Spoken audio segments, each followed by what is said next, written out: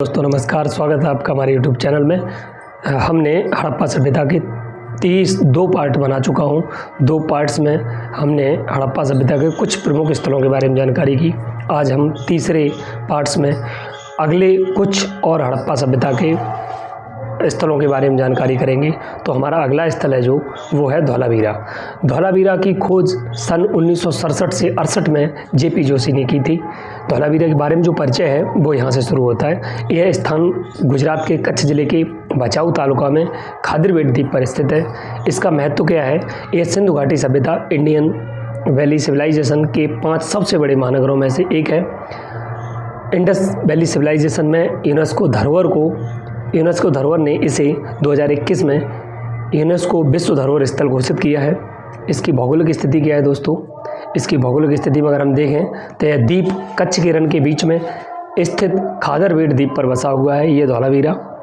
इसका जो कच्छ का रण है इसका प्रभाव क्या पड़ता है इस पर? नमक के इस विशाल मरुस्थल ने इसे प्राकृतिक सुरक्षा प्रदान की है। ये व्यापारिक मार्ग में कैसे फायदा करता है? यह स्थल मुख्य भूमि और समुद्र के बीच व्यापारिक मार्गों को जोड़ने का काम करता है। यहाँ पर मौसम कैसा होता है? यहाँ की शुष्क जलवायु के बावजूद प्राचीन लोगों ने यहाँ एक संपन्न शहर बसाया। सबसे बड़ी चुनौतीपूर्ण बात यह है कि धौलावीरा में पानी की कमी होने के बावजूद भी वहाँ के लोगों ने एक प्राचीन और एकदम ऐसा शहर बसाया जो सब सुविधाओं से संपन्न था। आइए नगर नियोजन की यहाँ की अनूठी विशेषताओं के बारे में जानते हैं। वेल प्लान्ड टाउन, त्रिस्तरीय विभाजन। यहाँ का विभाजन जो था 3 तरीके से किया था इन्होंने। अन्य हड़प्पा शहरों जो 2 भागों में बटे थे, लेकिन ये 3 भागों में। इसके विपरीत ये 3 भागों में बटा था कि और जो स्थल हैं वो 3 भागों में, पर इसके उल्टे में ये 3 भागों में बटा था। अब इसमें पहला भाग था दुर्ग, जहाँ पर शासक वर्ग के लिए अत्यधिक सुरक्षित और ऊपरी भाग हुआ करता था। अब इसमें मध्यम नगर था, मिडिल टाउन। ये अधिकारियों और व्यापारियों के लिए निवास के लिए था। अब तीसरा नंबर था निचला नगर, आम नागरिकों और कारीगरों के लिए था। ये कम सुरक्षित था थोड़ा, जो पहले वाले के अपेक्षाकृत, जैसे दुर्ग के अपेक्षाकृत। अब हम देखेंगे इसकी किलाबंदी। पूरा शहर मजबूत पत्थरों की दीवारों से घिरा हुआ था। जल प्रबंधन प्रणाली विश्व में सर्वश्रेष्ठ यहाँ की मानी जाती है। अगर आप देखें, चुनौती शुष्क क्षेत्र होने के कारण यहाँ पानी की भारी कमी थी। समाधान क्या था? दुनिया की सबसे उन्नत प्राचीन जल संचयन प्रणाली वाटर हार्वेस्टिंग को इन्होंने अपनाया। करते क्या थे? ये विशाल जलाशय थे इनके पास। शहर के चारों ओर 16 बड़े जलाशय खोदे गए थे इनके द्वारा। तकनीक इनकी क्या थी? बारिश के पानी को सहेजने के लिए पत्थरों को काटकर बांध और नहरें बनाई थी इन्होंने। और इन्होंने क्या किया था? इनकी प्रसिद्ध साइन बोर्ड यहाँ पर मिला है धौलावीरा में। इसमें अनोखी खोज क्या थी? यहाँ से दुनिया का सबसे पहला और प्राचीन साइन बोर्ड मतलब सूचना पट मिला है दोस्तों। जी हाँ, धौलावीरा में सबसे प्राचीन और पहला साइन बोर्ड मिला है या सूचना पट मिला है। विशेषताएं इसकी क्या रही? इसमें सिंधु लिपि के 10 बड़े अक्षर या अंक मिले हैं। सामग्री क्या थी? ये अक्षर जिप्सम सफ़ेद पदार्थ के टुकड़ों से बने थे और एक लकड़ी के बोर्ड पर लगाए गए थे। ये था उसको बोलते हैं सूचना पट। रहस्य क्या है इनका? सिंधु लिपि को आज तक पढ़ा नहीं जा सका। सिंधु लिपि जो भी धौलावीरा मिली हो, चाहे अन्य स्थलों पर मिली हो, आज दिन तक इसको नहीं पढ़ा गया, इसलिए इसका अर्थ अभी भी अज्ञात ही है। वास्तुकला और निर्माण सामग्री यहाँ की कैसी थी? आर्किटेक्चर एंड मटेरियल्स क्या था? पत्थरों का उपयोग, इन्होंने पत्थरों का उपयोग किया था। अन्य हड़प्पा शहरों में जहाँ पकी ईंटों का उपयोग अधिक था, वहीं धौलावीरा में सफ़ेद बलुआ पत्थर सैंडस्टोन का बड़े पैमाने पर उपयोग हुआ था। चमकदार खंभे यहाँ पर मिले। यहाँ से पॉलिश किए गए पत्थरों के सुंदर खंभे पिलर्स मिले हैं।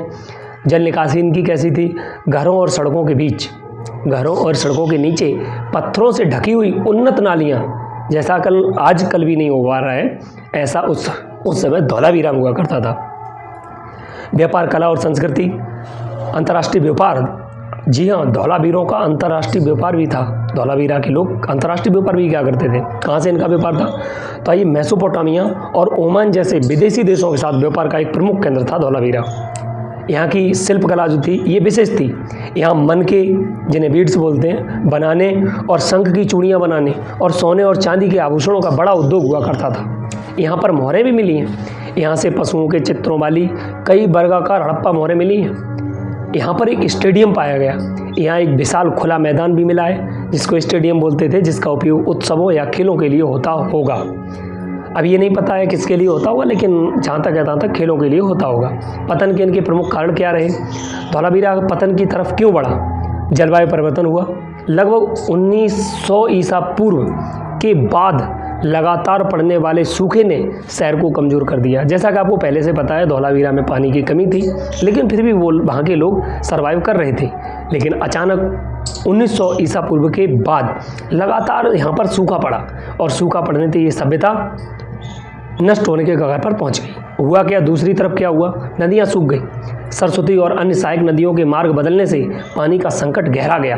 जब पानी का संकट गहराएगा तो कोई भी सभ्यता बची होती नदियों के किनारे या पानी के स्रोत के किनारे, जब वहाँ का पानी ही खत्म हो जाएगा तो उस सभ्यता का होगा क्या? यही हुआ। नदियाँ भी सूख गईं, व्यापार में इनकी गिरावट आई। अंतर्राष्ट्रीय व्यापार बंद होने से आर्थिक रूप से शहर टूट गया। और अंतिम चरण में क्या हुआ? धीरे धीरे लोग इस समृद्ध महानगर को छोड़कर अन्य क्षेत्रों की ओर चले गए और ये शहर तहस नहस हो गया। इसके लिए हम अगर निष्कर्ष और इस यहाँ की विरासत के बारे में बात करें तो हम क्या कहेंगे? लीजेसी क्या थी और कंक्लूजन इसका क्या है? इंजीनियरिंग का चमत्कार। धौलावीरा हमारे पूर्वजों के उत्कृष्ट नागरिक शास्त्र और वाटर इंजीनियरिंग का बेहतरीन प्रमाण है। आज हमने क्या सीखा? इसकी जल संचयन प्रणाली आज के आधुनिक शहरों के लिए एक बड़ी सीख है। आज भी हमने देखा बहुत सारे शहर ऐसे हैं जहाँ पर आज भी जल प्रबंधन, ड्रेनेज सिस्टम बेहतर नहीं है, जबकि आज से कितनी हजार साल पहले ये धौलावीरा में कितना बेहतरीन जल सिस्टम था। संचयन कितना अच्छा किया हुआ था उन्होंने। वाटर हार्वेस्टिंग करते थे, वर्षा के जल को संचय करते थे। पर्यटन यहाँ पर क्या है? वर्तमान में यह भारत के सबसे महत्वपूर्ण और आकर्षक पुरातात्विक पर्यटन स्थलों में से एक है धौलावीरा। इसी के साथ हम इस धौलावीरा के बारे में अपनी लाइनों को ख़त्म करेंगे। धन्यवाद। आपके अगर कोई प्रश्न इसमें जहन में आए हों या दिमाग में आए हों तो इस प्रश्न को हमारे कमेंट बॉक्स में आप छोड़ सकते हैं। हम उनके जवाब किसी अगले वीडियो में देंगे। मुझे लग रहा है इसका एक और टॉपिक बनाना पड़ेगा जो पार्ट 4 के नाम से अगले वीडियो में आएगा। जय हिंद, धन्यवाद।